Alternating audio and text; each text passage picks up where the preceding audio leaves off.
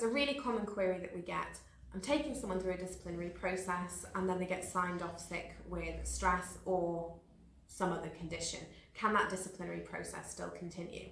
Now, it's a myth that goes around quite regularly that says that you have to totally abandon that process, which is just not true. You can still continue with the process. However, what we would advise is that there's some extra steps that are inserted into that process to ensure that it remains fair and reasonable. So it might be perhaps that you engage occupational health or ask a GP for a report or request medical records for that employee.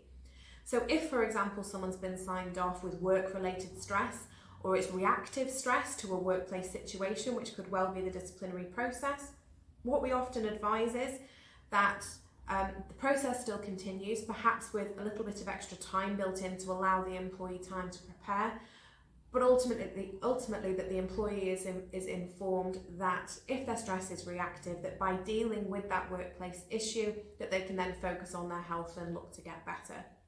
In terms of that process and the meeting itself, we suggest that you allow some extra time, that you ensure that they've got a companion, so they've got some support with them, and that you allow breaks and access to refreshments and that sort of thing. And it might be that perhaps you need to hold the hearing in a couple of parts if you're dealing with some particularly complex or long-winded issues.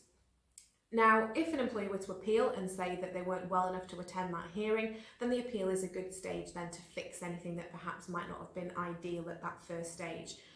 It's a complicated area because you're often mixing capability and sickness procedures with disciplinary. So what we would say is that it's a good pinch point to take advice if you need to, but it certainly doesn't mean that you have to abandon that process.